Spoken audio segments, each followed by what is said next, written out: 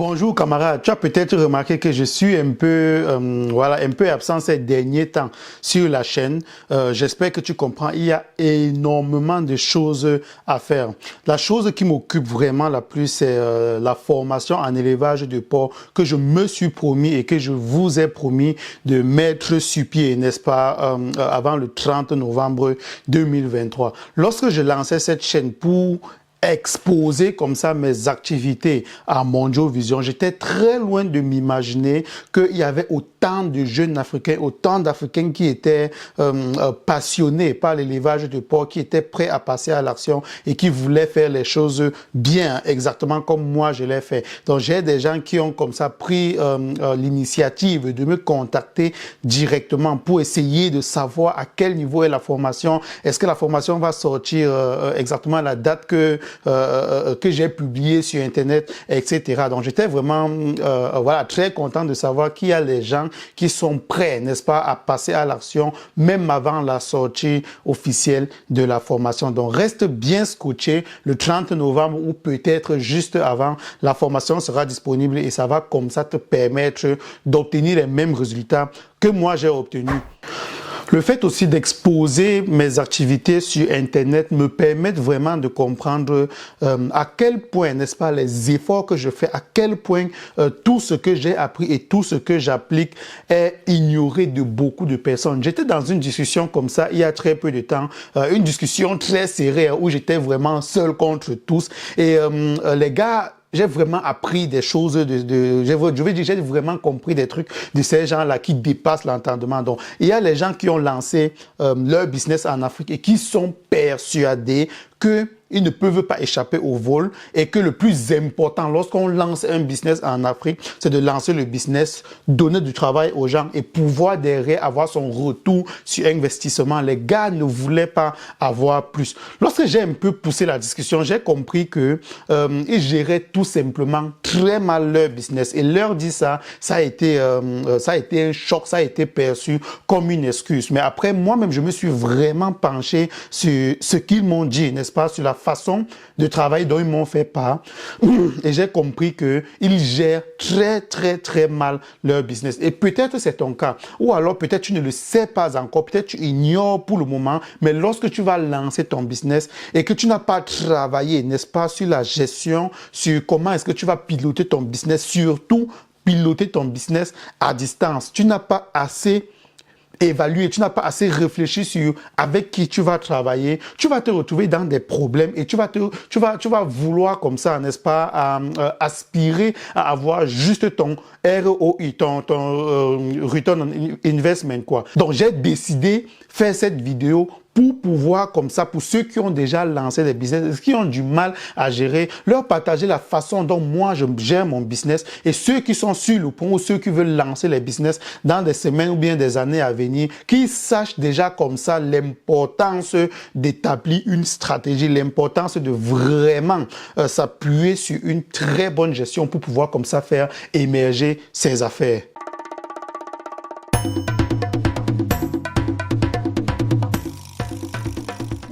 Je vais commencer par être clair. Avant de te demander de t'abonner à cette chaîne, si les conseils que je publie, les conseils que je donne sur cette chaîne te sont utiles, je vais d'abord être clair sur un point. Je ne dis pas qu'on ne m'a jamais volé. Je ne dis pas que tu peux faire un business en Afrique, n'est-ce pas, et échapper à 100% au vol. Ce n'est pas ce que je suis en train de dire ici. Le paradoxe même d'abord, n'est-ce pas, et que j'ai dit dans cette discussion-là, les gens ne m'ont pas cru, c'est que dans tout, depuis que je me suis lancé dans l'entrepreneuriat, j'ai été plus victime du vol en Europe qu'en Afrique. Oui, camarade, tu m'as très bien compris. En Europe, j'ai perdu, je ne suis pas un super grand entrepreneur qui a investi des millions d'euros, mais j'ai perdu pratiquement jusqu'à nos jours près de 4 000, 5 000 euros et en Afrique, ça n'a jamais été le cas. Pourquoi est-ce que cela est comme ça? Je vais te décevoir parce que l'évaluation que je vais te donner, n'est-ce pas, sur ma façon de gérer mon business ne va forcément pas correspondre à tes attentes. Je ne te dis pas ici qu'il y a un livre que tu vas lire et tu vas pouvoir comme ça réussir derrière tous les business que tu fais en Afrique. Je suis pas en train de dire ici qu'il y a un fichier, n'est-ce pas, que je vais te dire que c'est dans la barre de description, va télécharger et à l'intérieur, je vais te donner tous les secrets. Ce n'est pas de ça qu'il est question. Tout ce que tu vas trouver dans la barre de description, c'est un lien pour pouvoir t'abonner à cette chaîne et c'est aussi un livret que j'avais pris le temps d'écrire il y a quelques mois aujourd'hui pour pouvoir comme ça, parce que c'est toujours dans la même lancée, mettre derrière la puce à l'oreille à tous ceux qui veulent se lancer dans l'agriculture et l'élevage pour leur donner comme ça déjà les 10 critères à prendre en compte. Un livret qui se lit en pratiquement 2 ou 3 minutes. Si tu ne l'as pas encore téléchargé, je t'invite à aller sur la barre de description, télécharger ce livret qui va comme ça peut-être pouvoir te permettre de freiner un peu ou alors d'accélérer dans ton processus de lancement du projet sur le plan agricole ou d'élevage.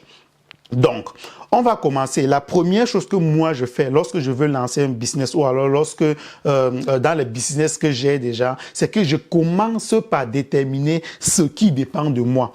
Comme j'ai dit, je vais te décevoir parce que la personne qui travaille, la personne qui est appelée à la plus travailler dans un projet, c'est le propriétaire, c'est le promoteur du projet. Je travaille énormément, que ce soit dans le projet, dans le business d'appartement meublé, pour l'élevage de porc, je ne veux même pas venir ici te dire à quel point le travail est énorme, mais je suis la personne qui travaille la plus dans tous les projets que je fais et cela doit être ton cas. Tu ne peux pas lancer un business et te permettre d'avoir juste derrière le retour sur investissement. Ça n'a absolument aucun sens. Donc, ce que je vais te demander de faire, c'est quoi? Ce que je vais te demander de faire, c'est commencer par déterminer ce qui dépend de toi. En fonction du business que tu fais, hein, c'est à toi de savoir ce qui dépend de toi, ce qui dépend entièrement de toi dans ton business. Je vais te donner juste un exemple. Si c'est, par exemple, l'élevage de porc, n'est-ce pas? Comme c'est mon cas, dont je partage l'expérience sur cette chaîne, ce qui dépend entièrement de moi, c'est le management. Ce qui dépend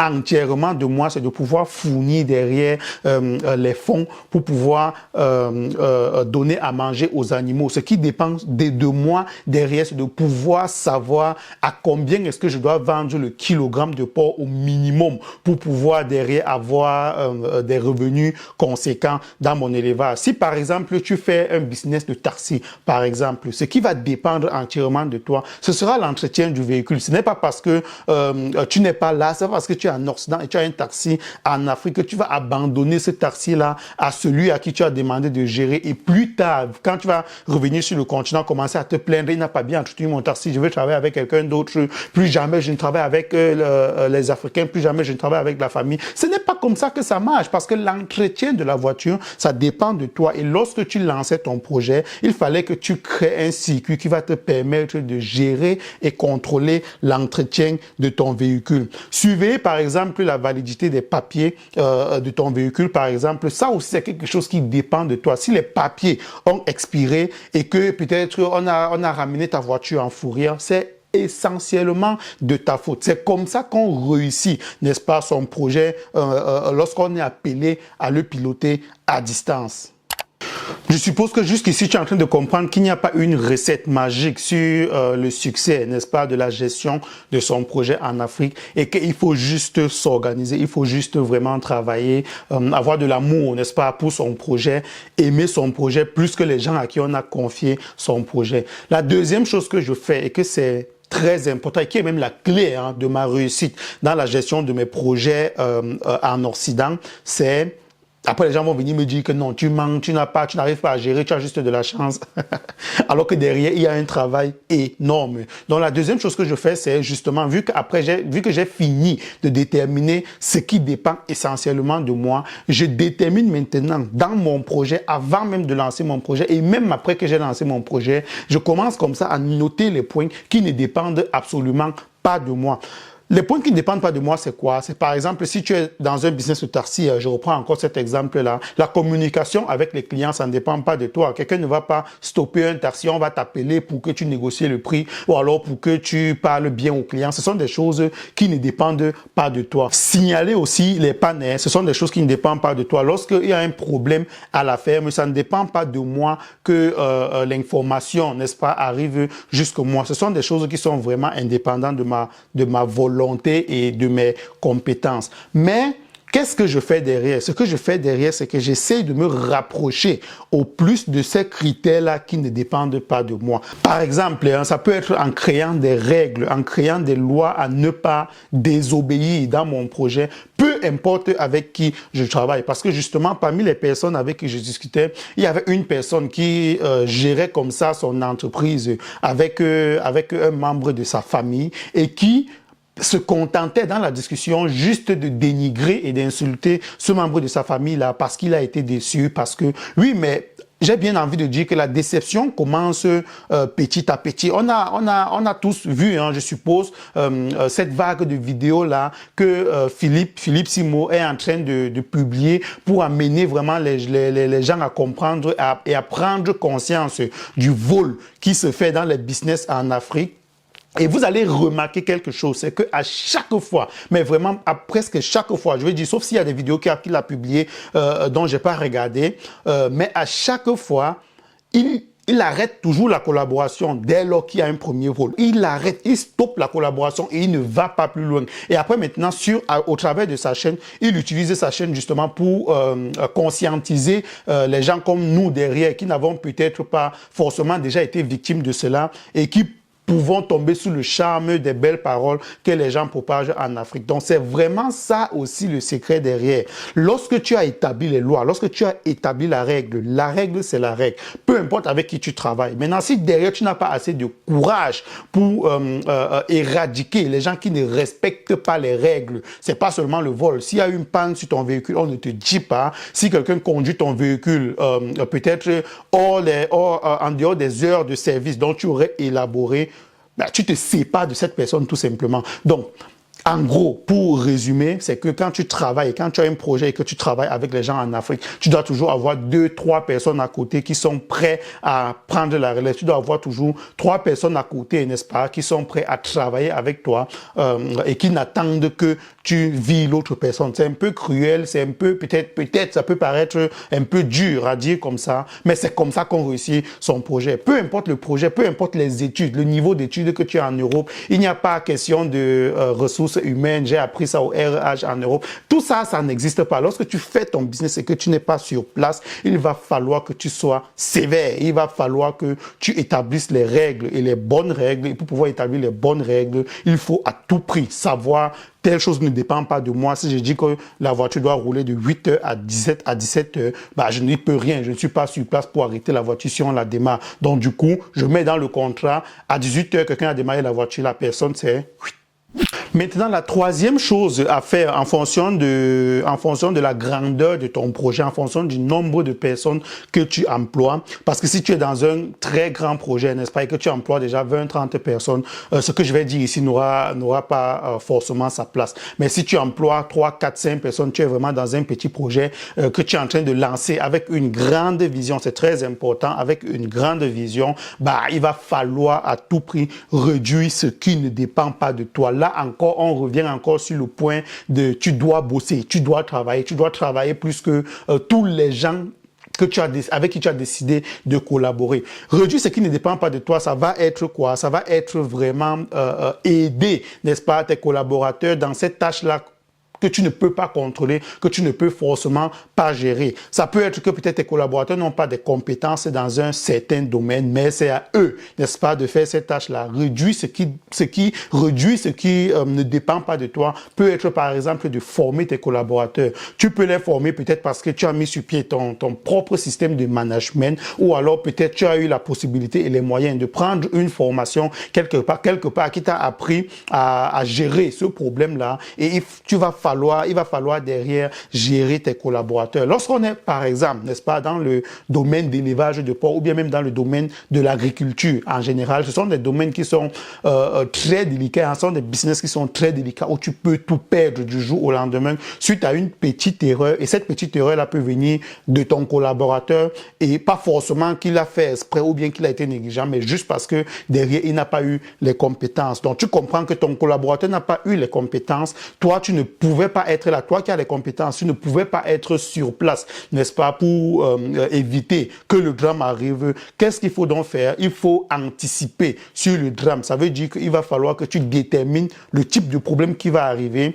que tu essaye d'analyser pour voir est-ce que tu peux faire quelque chose, est-ce que tu peux directement faire quelque chose contre ce problème ou pas. Si tu ne peux pas faire quelque chose contre ce problème, il va falloir que tu formes ou bien que tu fasses former comme ça ton collaborateur. La formation, c'est juste un exemple, hein, mais ça peut vraiment être derrière peut-être juste de créer une checklist. Ça, c'est ce que je fais dans le domaine de l'appartement meublé avec les collaborateurs avec qui je travaille sur place. On a une checklist, par exemple. Lorsqu'un client arrive, voilà ce qu'il faut faire, voilà les questions qu'il faut lui poser, voilà comment il faut l'accueillir, voici ce qu'il faut mettre à sa disposition. Lorsqu'on a laissé le client seul, n'est-ce pas, et que 2 jours, 3 jours sont passés, voici le message qu'il faut écrire, voilà comment il faut formuler pour demander, ou du moins se rassurer que tout va bien dans l'appartement. Et lorsque le client est parti, le jour où le client est parti et qu'on le voit pour la dernière fois, voici les questions qu'il faut lui poser, voici comment il faut prendre son feedback, voilà comment il faut le pousser, n'est-ce pas, à aller gentiment de son propre gré, déposer des avis sincères sur Airbnb pour pouvoir comme ça avoir beaucoup plus de cotes. Je réponds toujours aux gens qui me disent que, je te le dis pas juste comme ça, je te le dis parce que c'est vraiment une réalité dans mon entourage.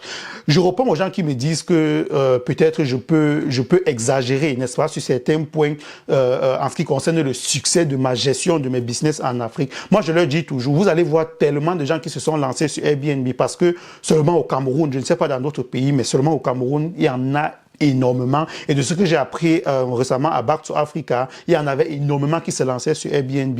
Mais plusieurs personnes prennent vraiment le temps. Ils finissent même par abandonner leur business sans jamais être super haute sur Airbnb. On ne devient pas super haute sur Airbnb du jour au lendemain. Moi, je me suis lancé et en 7 mois à peine, j'étais déjà super haute. Ça a fait en sorte qu'aujourd'hui, j'ai énormément de demandes, j'ai énormément de clients. Je peux même me permettre comme ça, n'est-ce pas, d'augmenter mes prix pour pouvoir augmenter mes revenus derrière. Donc, je peux vraiment me le permettre. Je dois tout cela, n'est-ce pas, aux facteurs que je viens de citer dans toute cette vidéo. Je vais te remercier de m'avoir écouté jusqu'ici. Et s'il y a des gens dans ton entourage que cette vidéo peut aider, je te suggère de juste cliquer sur la flèche là qui permet de partager. Cliquez sur la flèche, copier le lien et envoyer à la personne sur WhatsApp, sur Facebook ou peu importe, pour pouvoir comme ça derrière aider le maximum de personnes à sortir de ce mythe là qui consiste à ce que quand on lance son business en Afrique, il faut juste serrer le cœur, on va te voler, il faut avoir juste son retour sur investissement et c'est bon.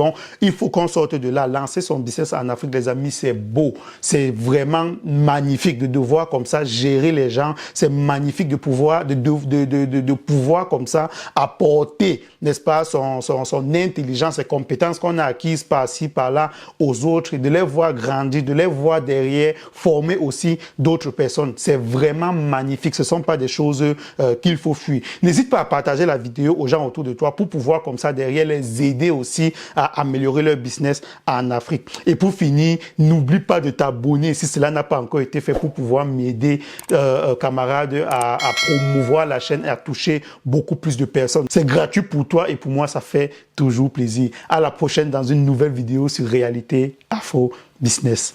Ciao!